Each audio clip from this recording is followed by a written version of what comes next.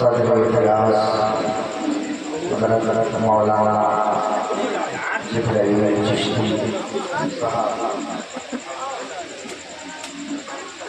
جملہ اردعشر خواتین السلام علیکم ورحمۃ اللہ تعالی وبرکاتہ۔ آپ دیکھ رہے ہیں کہ فتح پور کی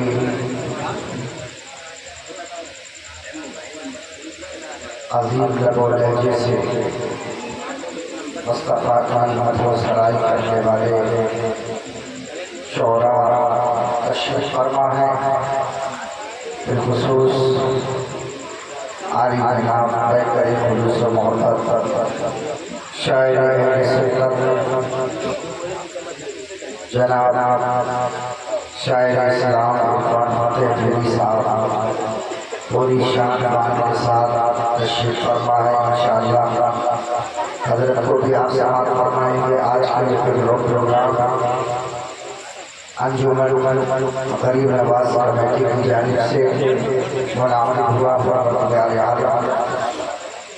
جنہوں نے اس پروگرام کو سجایا، اس محفل کو منعقد کیا، بڑا سب کے دلوں کو ایمان سے منور و مجلہ فرمائے اور سب کو دنیا جہان کی نعمتوں سے مالا مال فرمائے، آمین ثم آمین۔ ہمارے بھائی بڑے بھائی عرفان فتح پوری صاحب نے بتایا تھا، میرے سننے میں بہرحال کمی ہوگی ہو، بتایا تھا کوئی بات نہیں، سب کچھ اللہ والوں کا ہے، ہمارے نبی کا ہے، چاہے کس آدمی سے بولا جائے۔ اس لیے جو کچھ بھی کہا جائے سنا جائے اللہ سے دعا ہے کہ اللہ تعالیٰ سننے سے زیادہ ہمیں اپنی توفیق عطا فرمائے۔ آدھا گھنٹے کے لیے میں حاضر ہوں، 2-3 منٹ پہلے ہوئے الحمدللہ الحمدللہ وکفا وسلام علی عبادہ الذین اصطفی۔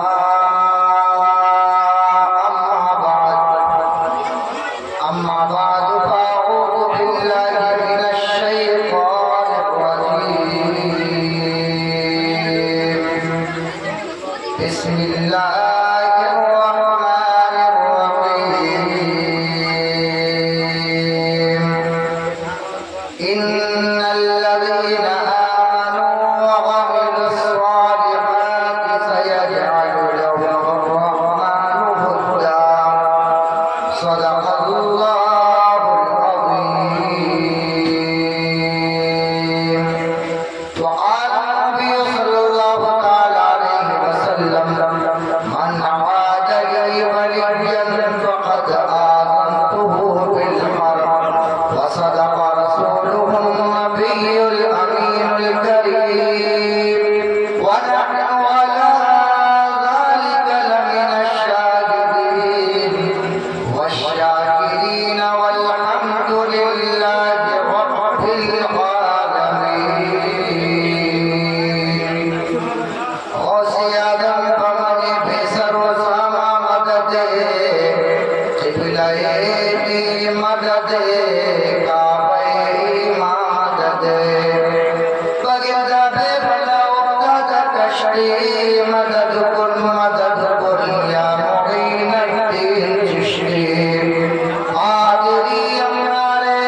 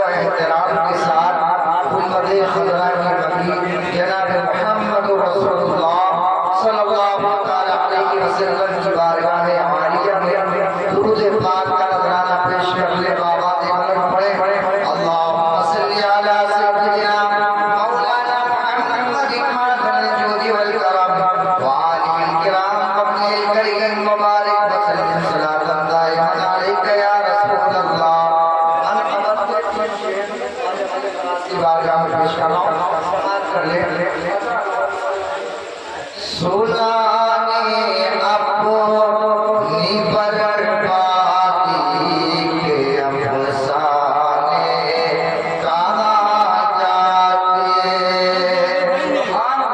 سنانے اپنی بربادی کے افسانے کہاں جاتے سنانے اپنی بربادی کے افسانے کہاں جاتے سنانے اپنی بربادی کے افسانے کہاں جاتے اور تیرا دل چھوڑ کر خواجہ یہ دیوانے کہاں جاتے تیرا دل چھوڑ کر خواجہ یہ دیوانے کہاں جاتے سنانے اپنی بربادی کے افسانے کہاں جاتے اور اس شعر میں ہمیشہ بھیک ہم نے تو تیرے در سے ہی پائی ہے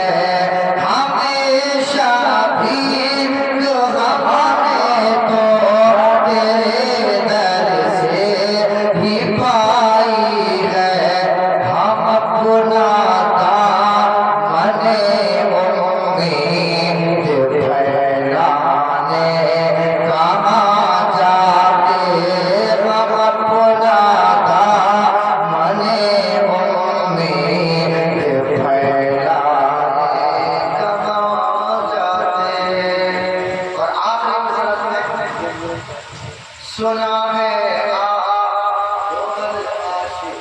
کے گھر تشریف لائے سنا ہے وہ ہر عاشق کے گھر تشریف لاتے ہیں اور میرے گھر میں بھی ہو جائے چراغاں یا رسول اللہ میرے گھر میں بھی ہو جائے چراغاں یا رسول اللہ درود پاک پڑھیں اللہم صلی علی سیدنا مولانا محمد مبارک وسلم صلاۃ دائمہ علیک یا رسول اللہ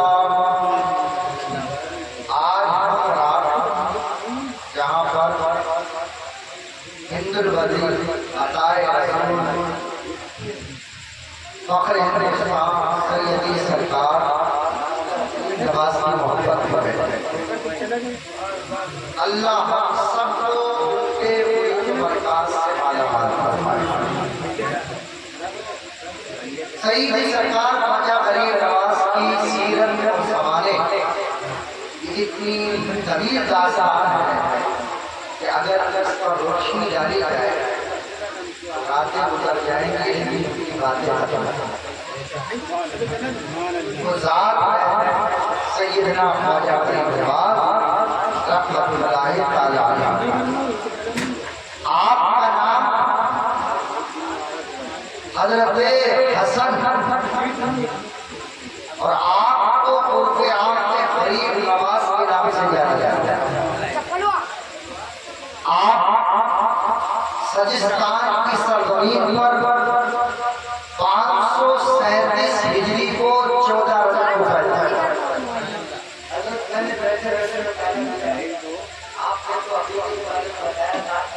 آج حالانکہ میرا اسلام کو تربیت لیکن کیونکہ سرکار خواجہ غریب نواز کی محفل ہے میں چاہوں گا کہ اس وقت بلکہ آگے چاہوں گا ایک بار تو یہ بات پڑھیں اللہم صلی علی سیدنا مولانا محمد مبارک وسلم صلاۃ دائمہ علیک یا رسول اللہ صلی اللہ علیہ وسلم آپ کے والد کا نام ہے سید غیاث الدین حسن یاد رکھیے نام کیا ہے سید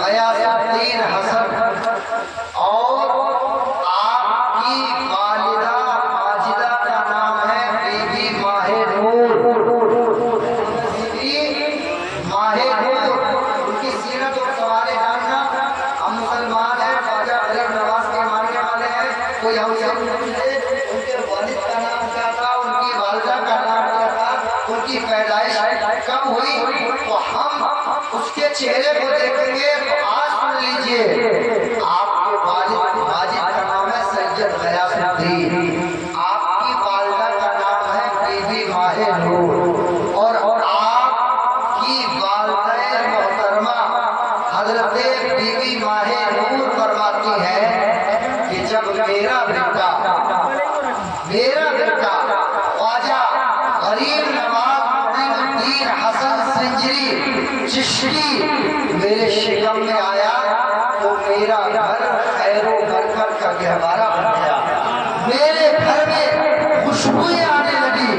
जिस तरफ रुख करती थी, जिन गलियों से गुजरती थी, उन गलियों में खुशबुएं फूटती थी। जिस गली से गुजरती थी गलियां महक जाती थी। आपकी वालिदा मोहतरमा फरमाती है कि जब मैं अपने बेटे के हमल से थी तो मुझे इतनी खुशी हुई कि मैं हमेशा अपने रात भी खुशी के साथ गुजारती थी, दिन भी मेरा आराम से गुजरता था।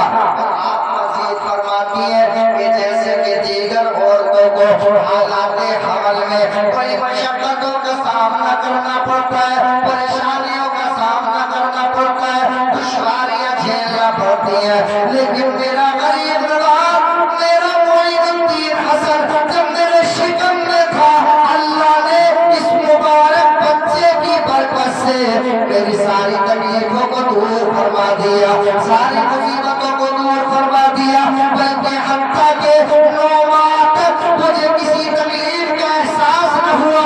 और आप फरमाती है जब मेरा बच्चा पैदा होता है तो एक अजीब सी रोशनी हुई। सारे लोगों ने मेरे घर को घेर लिया और लोगों ने पूछा आज क्या मामला है। लोगों ने बताया सैयद गयासुद्दीन हसन के यहाँ एक बच्चा पैदा हुआ है, बड़ी शान वाला है, उसकी शान निराली है, शायद के ये उसी बच्चे की चमक और रोशनी है। और सुन लो आज तो सजिस्तान ही उसकी चमक से रोशन है, ताबा है, चमक रहा है। एक वक्त वो आएगा कि पूरा मुल्क हिंदुस्तान इसकी रोशनी से अपने दिलों को हज़रत ख्वाजा गरीब नवाज पैदा हुए और आपकी शिकम सीरी में ये गरीब नवाज लक़ब ऐसे नहीं मिलता है। आज 4 पैसे हम खर्च कर दें तो सोचते हैं हम बहुत बड़े गरीब नवाज हैं। हमारा देना और है, ख्वाजा गरीब नवाज का देना और है। मुस्तफा जाने रहमत की शरीयत के पाबंद थे, कितने पाबंद थे। हम अगर देते हैं तो हमारे देने में कहीं ना कहीं रिया आ जाता है, दिखावा आ जाता है। लेकिन अल्लाह वाला एक अल्लाह का वली जिसका अल्लाह अपने लिए इंतखाब करता है, उसका जो भी काम होता है वो अल्लाह की रज़ा के लिए होता है। जो आता है अल्लाह की रज़ा के लिए, दुनिया में कदम रखता है अल्लाह की रज़ा के लिए, इबादत करता है अल्लाह की रज़ा के लिए, और लोगों की खिदमत करता है वो भी अल्लाह की रज़ा के लिए। और जो भी इंसान अल्लाह की रज़ा और खुशनुदी के लिए काम करता है, अल्लाह उसे ज़मीन पर भी बुलंदी अता फरमाता है और कब्र में भी बुलंदी अता फरमाता है और आखिरत में भी अल्लाह बुलंदी अता फरमाता है। इसलिए हर काम खुलूस-ओ-लिल्लाहिया के साथ करना चाहिए। मेरे ख्वाजा गरीब नवाज रहमत में आए ज़ाहिर को गरीब नवाज आज ही नहीं बल्कि उनकी गरीब नवाजी तो बचपन में देखी। मैंने अभी पढ़ा शीर खारगी की हालत में 2 साल की मुद्दत है बच्चे को दूध पिलाने की। एक दिन आप अपनी माँ का दूध फरमा रहे थे, अचानक एक औरत आई, उसके साथ उनका बच्चा था, वो रोने लगा, उसकी आंखों से आंसू जारी हो गए। हज़रत ख्वाजा गरीब नवाज ने अपनी माँ को इशारा किया, ए माँ इस आने वाली औरत के बच्चे को दूध पिला दे। सुभान अल्लाह। हज़रत मोहतरम वो माँ इशारा समझती थी। ख्वाजा गरीब नवाज ने बचपन ही के आलम में, छुटपनी के आलम में अपनी माँ को इशारा दिया, इशारे भी दिया। माँ ने अपनी पिस्तानों से उस बच्चे को दूध पिलाया। आपकी वालिदा कहती है जैसे ही मैंने उस बच्चे को दूध पिलाया, मेरा गरीब नवाज, मेरा मोइनुद्दीन, दीन का मददगार, लोगों का मददगार, लोगों की गरीब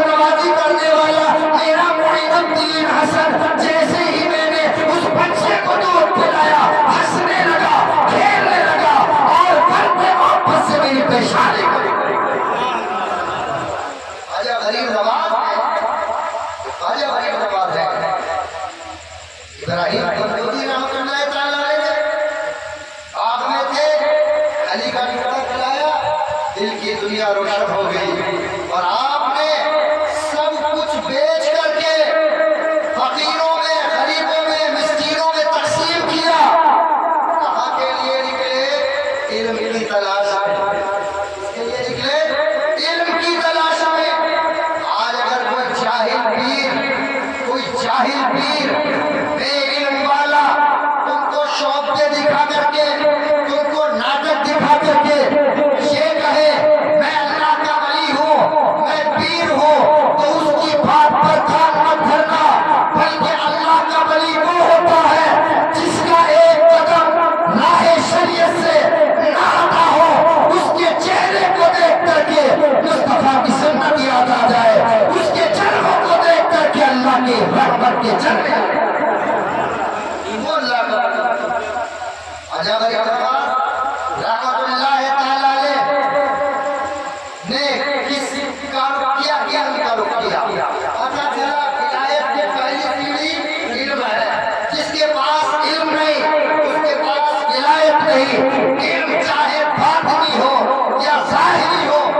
آج آپ بیٹھے ہو تو فالتو نہیں بلکہ کچھ سیکھنے کے لیے بیٹھے ہو. مصطفیٰ جان رحمت نے فرمایا تدارس العلم ساعة من الليل خیر من احیائها.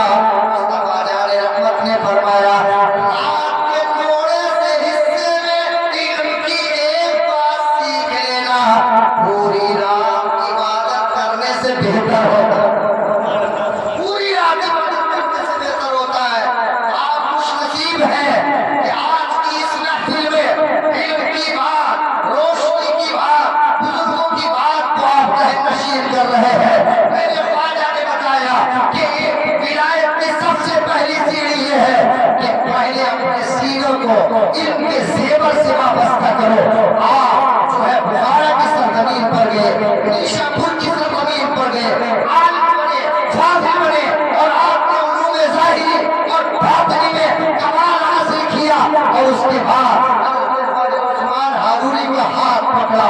اور خواجہ عثمان ہارونی بڑے پائے کے بزرگ ہیں، بڑے متقی ہیں، بڑے پرہیزگار ہیں. حضرات حضرت خواجہ غریب نواز نے خود اپنے پیر و مرشد کی کرامت کا ذکر کیا ہے. شام کی سرزمین پر آپ ہیں، بغداد کی طرف حضرت خواجہ عثمان ہارونی روا دوا ہے. آپ نے ایک مقام پر پڑاؤ کیا، ایک درخت کے نیچے آپ ٹھہرے. آپ اکثر روزے سے رہا کرتے تھے، نمازیں تو پڑھتے ہی تھے لیکن روزے سے بھی رہا کرتے تھے. جب شام کا وقت ہوا اپنے خادم سے کہا جاؤ خادم آپ کا انتظام کرو، آپ کا انتظام کرو تاکہ روٹیاں تیار کی جائے. خادم گیا. چونکہ وہ حافظ پرستوں کی بستی تھی، وہ ایسے لوگوں کی بستی تھی جہاں لوگوں کی پیشانیاں آپ کے آگے جھکی ہوئی تھی. اس ہندوستان کا بھی عجب حال تھا. کوئی پتھروں کو چوم رہا تھا، کوئی جو ہے درختوں کی پوجا کر رہا تھا، کوئی کنکروں کو پوج رہا تھا، کوئی سورج کو اپنا معبود سمجھ رہا تھا. ہندوستان کفر و شرک کی وادی بنا ہوا تھا.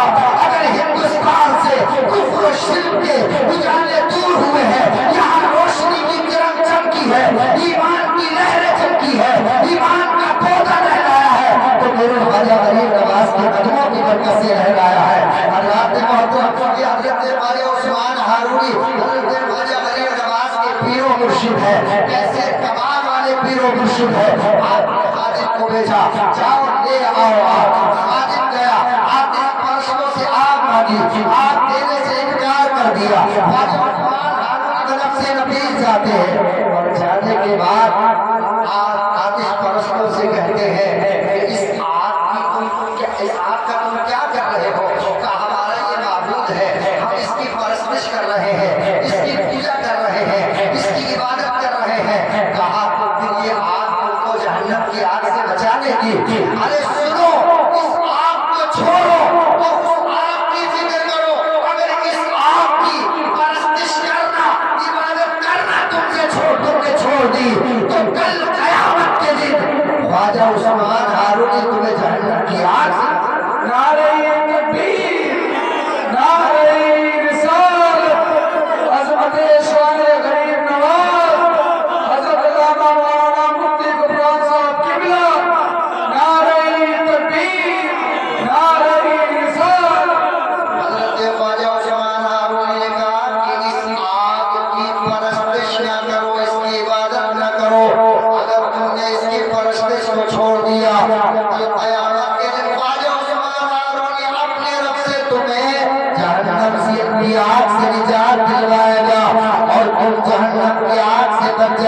وہ کہنے لگے نہیں نہیں، ہم تو اسی آگ کی عبادت کریں گے، اسی کو پوجیں گے، یہی ہمارا خدا ہے، ایک دن سے نہیں کافی برس سے ہم اس کی عبادت کر رہے ہیں۔ اللہ اکبر۔ تو حضرت خواجہ عثمان ہارونی نے ان سے کہا کہ یہ بتاؤ، اس آگ کو پوجتے ہو، اس کی خدمت کرتے ہو، اس میں ہاتھ ڈالو، کیا تمہیں یہ بچا لے گی؟ کیا تمہارا ہاتھ نہیں جلے گا؟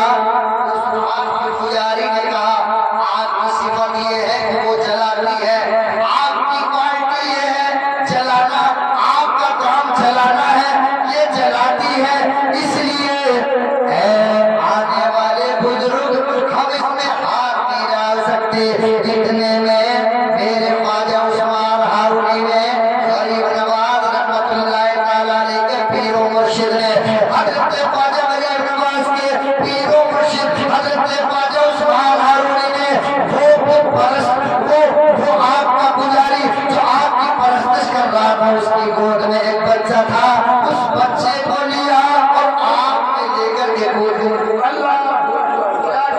آگ میں کود گئے، حیرت میں پڑ گئے، پریشان ہو گئے، عجب تماشا ہو گیا، لوگوں کی چیخیں نکلنے لگی، جس کا بچہ تھا اس کی آنکھوں سے اشک نکلنے لگے، رونے لگے، یہ کیا ہو گیا؟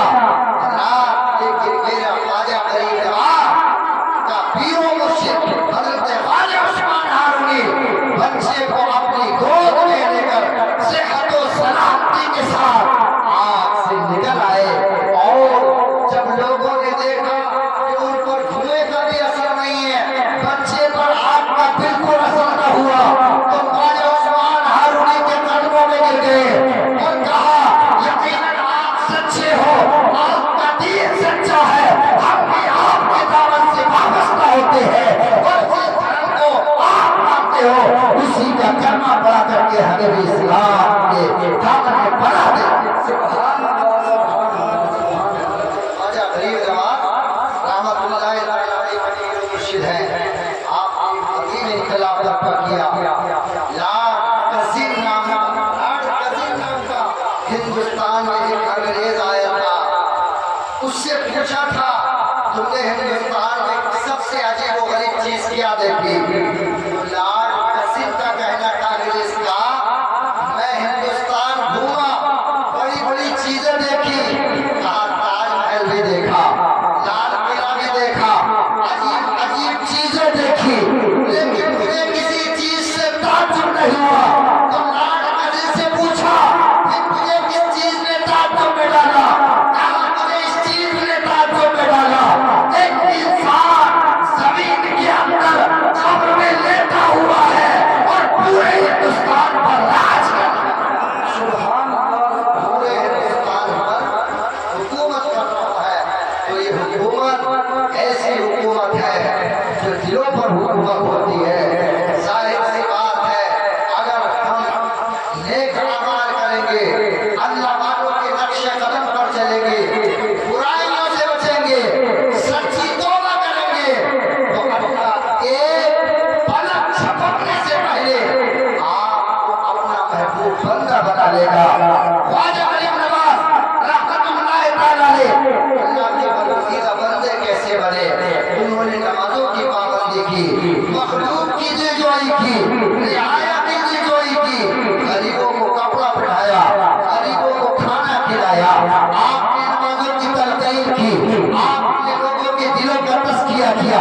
حالانکہ اجمیر کی دھرتی پر آپ کو ستایا گیا، آپ کے لیے عرصۂ حیات تنگ کیا گیا، اجمیر کی زمین آپ کے لیے تنگ کی گئی، لیکن آپ کو یاد تھا مصطفیٰ جان رحمت کے قدموں کو لہو لہار میں کیا گیا، اسی دعوت و تبلیغ کے نتیجے میں آپ کو معلوم تھا آپ کی راہ میں کانٹے بچھائے گئے، اس لیے آپ نے ہمت اور حوصلے سے کام لیا، آپ نے صبر سے کام لیا، اور آپ نے اپنے اخلاق و کردار سے لوگوں کے جسموں پر نہیں بلکہ لوگوں کے دلوں پر حکومت کی۔ جسموں پر حکومت یہ بڑی آسان ہوتی ہے، لوگ پیسے کے ذریعے کر سکتے ہیں، دولت کے ذریعے کر سکتے ہیں، لیکن دلوں پر جو حکومت ہوتی ہے وہ کردار ہوتی ہے، وہ کریکٹر سے ہوتی ہے، وہ اللہ کے بندوں کا دل جیتنے سے ہوتی ہے۔ آج ہم اور آپ جو ان کا ذکر کر رہے ہیں، یہ اللہ کی جانی ہوئی محبت ہے۔ میرے رب نے فرمایا بے شک وہ لوگ جو ایمان لائے اور نیک کام کے لیے اللہ لوگوں کے دلوں میں ان لوگوں کی مقبولیت رکھ دیتا ہے، لوگ ان کا چرچا ہمیشہ کرتے ہیں۔ یہ میرے خواجہ غریب نواز رحمت اللہ تعالیٰ علیہ کی شان ہے کہ ان کا چرچا آج بھی ہم کر رہے ہیں۔ حضرات محترم تو اس انگریز نے کہا تھا، مجھے سب سے بڑا تعجب اس بات سے ہوا کہ ایک قبر میں لیٹا ہوا ایک انسان جو ہے پورے ہندوستان پر راج کر رہا ہے، بڑے بڑے لوگ اس کی بارگاہ میں آ کر کے جبین نیاز جھکاتے ہیں اور پورا تفریق مذہب و ملت اپنی مراد کو دامن سے بھرتے ہیں، اپنے گوہر مراد سے دامن کو بھر کر کے جاتے ہیں۔ حضور اعلیٰ حضرت نے فرمایا کہ مقبولیت دعا میں سے ایک مقام خواجہ غریب نواز کی درگاہ بھی ہے کہ یہ وہ مقام ہے جہاں پر جو دعا مانگی جاتی ہے اجابت اس کو چھو کر گلے سے لگا لیتی ہے۔